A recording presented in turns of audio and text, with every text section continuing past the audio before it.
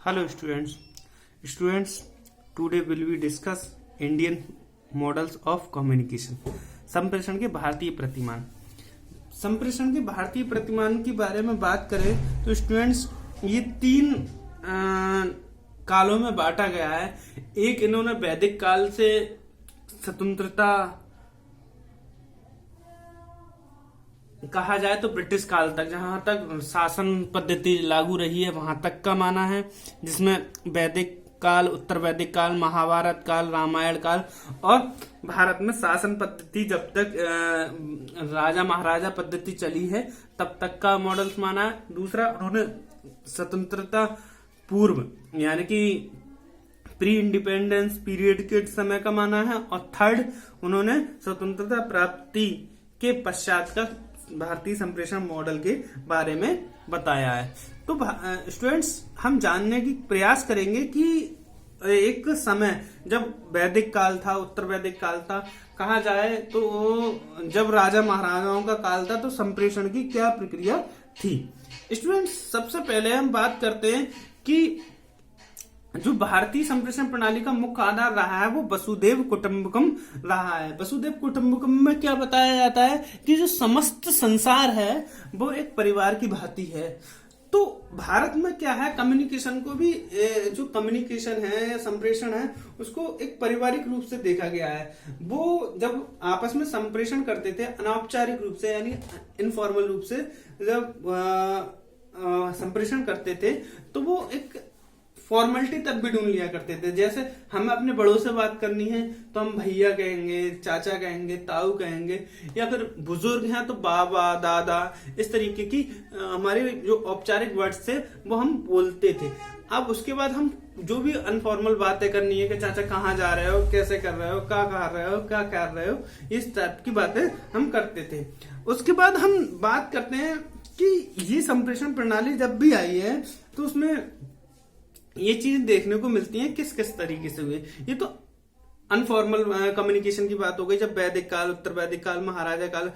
अब जब शासन पद्धति में, हम भारतीय शासन पद्धति में कोई संप्रेषण प्रक्रिया लागू करनी होती है तो उस पर हमें विशेष ध्यान दिया गया। वो देखते हैं किस तरीके से भारतीय वैदिक, उत्तर वैदिक, महाभारत और रामायण कालों में संप्रेषण के प्रतिरूप इस भावना पर ही आधारित थे।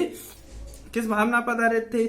अब भारतीय शासन पद्धति में यदि संप्रेषण की प्रक्रिया व उसके प्रबंधों पर ध्यान दिया जाए तो यह रूप सामने आता है। क्या रूप सामने आता है? उन्होंने दो रूप बताए। एक था प्रथम प्रतिमान मतलब प्रथम मॉडल। प्रथम मॉडल में क्या है, राजा को कोई बात अपनी जनता तक पहुंचानी होती थी तो राजा क्या करता था, अपने मंत्री से कहता था। मंत्री किससे कहते थे?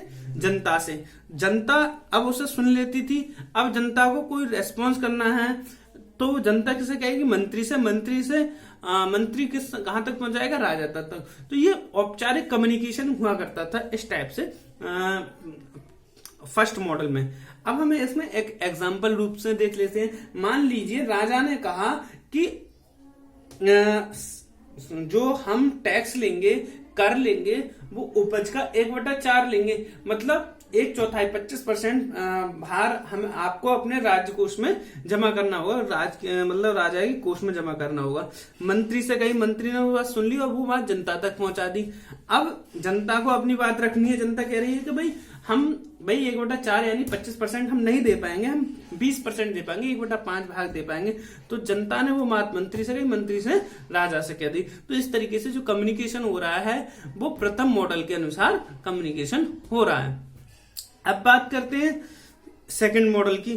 सेकंड मॉडल में क्या होता था, आप इसका ये देख लीजिए।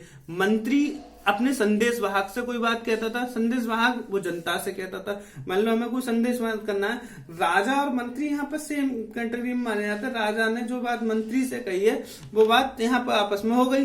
मंत्री ने और राजा ने एक बात संदेश वाहक से कही, संदेश वाहक ने वो जनता से कही, जनता तक बात पहुंच गई। जनता अब क्या करेगी? संदेश वाहक तक बात पहुंचाएगी और वो मंत्री तक पहुंचाएगी। आप लोगों ने देखा होगा संदेश वाहक क्या होते थे पुराने जमाने में। आपने सुना होगा कि एक कहावत कहते हैं, ढंढोरा पीट रहे हैं। ढंढोरा क्या होता था कि राजा क्या करता था, गली चौराहे पर कोई संदेश देना होता, जैसे अभी टैक्स की हम बात कर रहे थे, कर की बात कर रहे थे, तो वो कहता था सुनो सुनो सुनो, मतलब चौराहा पर ढिंढोरा पीटा जाता था, ढोलक बजाई जाती थी, कहा जाता कि अब आपको 25% टैक्स देना होगा, या फिर कोई सुविधा दे रही है कि अब आपको मतलब तीर्थ यात्रा कर नहीं देना होगा। तो इस तरीके की जो ढोल बजाने की प्रक्रिया थी वो संदेशवाहक की होती थी। क्लियर? तो ये हमारा फॉर्मल तरीके से इस तरीके से होता रहा। स्टूडेंट सबसे इंपॉर्टेंट मैं बात बताऊं इसमें, सबसे इंपॉर्टेंट बात मैं इसमें बताना चाहूंगा कि भारत में जो कम्युनिकेशन मॉडल था वो किस तरीके से था, वो देखिए। मेरे इसे पढ़ाना एक बुक के रूप में अत्यंत आवश्यक हो गया है, क्योंकि इसमें जो कम्युनिकेशन की रचना थी वो वैदिक युग से ही चली जा रही है। उन्होंने बताया कि भाई कम्युनिकेशन में मनुस्मृति,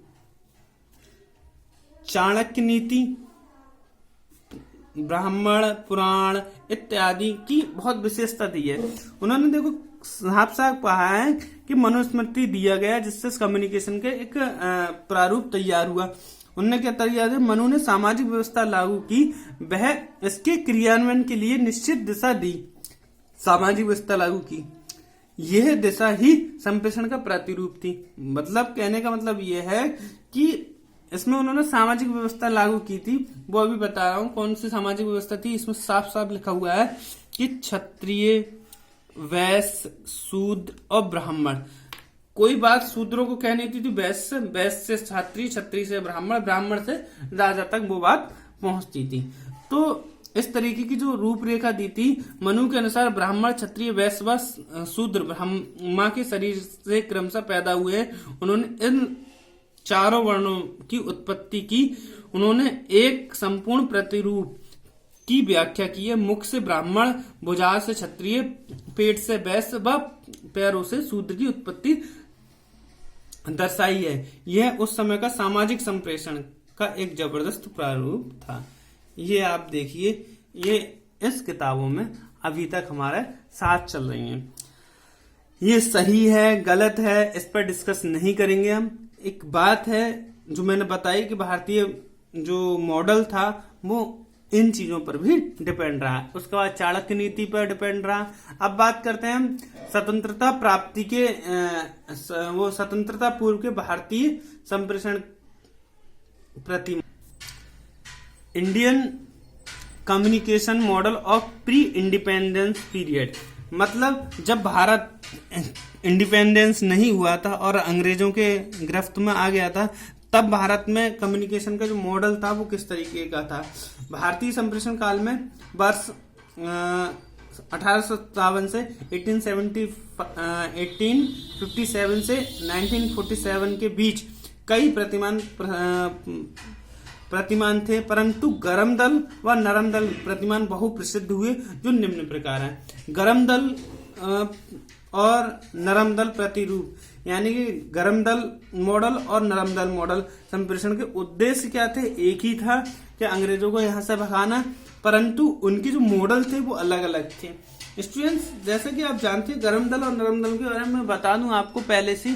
जब गरम दल की बात करें तो गरम दल कौन सा दल होता है, जब कम्युनिकेशन की बात करें कि भाई कोई इंसान अपना काम कराने के लिए आक्रामकता से कार्य करे और कोई नरमी से काम करे अपनी बात मनवाने के लिए, तो गरम आक्रामकता से जो काम करता है वह गरम दल में आ जाता है और जो नरमी से काम करता है वो नरम दल में आ जाता है। उद्देश्य दोनों का एक ही था, अंग्रेजों को भारत से बाहर निकालना। तो जो गरम दल के लोग थे वो किस तरीके का उनका जो मॉडल था वो क्या था, उनके पास सूचना आई, सूचना पर तुरंत एक्शन के बाद उनके जो उद्देश्य है उन्हें पाने के लिए उन्होंने कार्य करना आरंभ कर दिया करते थे। समझ में आ गई बात भाई? पहले हमारे पास सूचना आई, सूचना पे एक्शन किया, मतलब इन्फॉर्मेशन, एक्शन और फिर अचीवमेंट, उद्देश्य देखते थे क्या अचीव हो रहा है।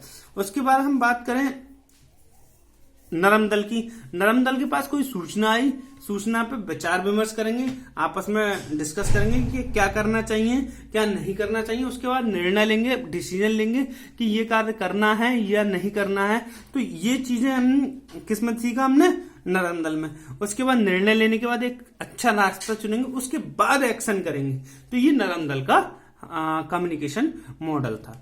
क्लियर। अब बात करते हैं हम स्वतंत्रता प्राप्ति के पश्चात भारतीय संप्रेषण के प्रतिमान या model. Indian communication model of post independence period. Bharat में जो कहा जाए स्वतंत्रता की प्राप्ति के बाद क्या मॉडल रहे हैं। स्टूडेंट, मैंने इसमें कोई डिस्कशन नहीं किया है, कारण ये है, ना ही व्याख्या करी है, ना ही लिखा है। कारण ये है इसका, स्वतंत्रता प्राप्ति के पश्चात भारतीय संप्रेषण की जो प्रतिमान थे खोजने की तो बड़ी कोशिश करी गई, परंतु कोई उत्तम मॉडल नहीं बन पाया।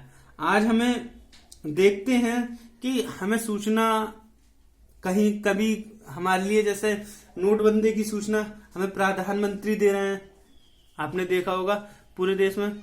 रिजर्व बैंक का जो कहा जाए गवर्नर है,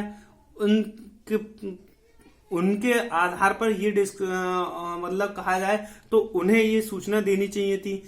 कभी कभी जब कानून व्यवस्था खराब होती है तो उसके लिए कोई दूसरा मंत्री उसके लिए मतलब कानून मंत्री उसका जवाब नहीं देगा, दूसरा मंत्री उसका जवाब दे रहा है। अगर भारत की सीमा पर कोई विवाद है तो उसके लिए रक्षा मंत्री जवाब नहीं दे रहा है, कोई और प्रवक्ता जवाब दे रहा है। तो आज भारत में कोई क्लियर मॉडल नहीं रहा है, और कहा जाए तो इसकी जिम्मेदारी सूचना एवं प्रसारण मंत्रालय को दी गई है, परंतु वह अपना कार्य सही रूप से नहीं कर पा रहा है। परंपरागत रूप से कोई भी कुछ भी कर देता है, परंतु भारत की स्वतंत्रता प्राप्ति के बाद कोई एक मान या सर्वमान मॉडल नहीं रहा है। यही हमारे भारत की कम्युनिकेशन मॉडल की अभाव रहा है। तो कहा जा सकता है कि स्वतंत्रता प्राप्ति के बाद भारत में कोई सर्वमान मॉडल नहीं है। क्लियर। तो आज हमने क्या जाना, संप्रेषण के भारतीय प्रतिमान यानी इंडियन मॉडल ऑफ कम्युनिकेशन। इसमें हमने 3 मॉडल जाने। एक वैदिक काल के जो मॉडल थे उसमें 2 टाइप्स थे, 1 और 2, प्रथम मॉडल और सेकंड मॉडल। उसके बाद हमने स्वतंत्रता पूर्व के भारतीय मॉडल की बात करें, इसमें भी 2 थे, गर्म दल मॉडल और नरम दल मॉडल। उसके बाद स्वतंत्रता प्राप्ति के कोई मॉडल नहीं है। ठीक है, okay, thank you very much.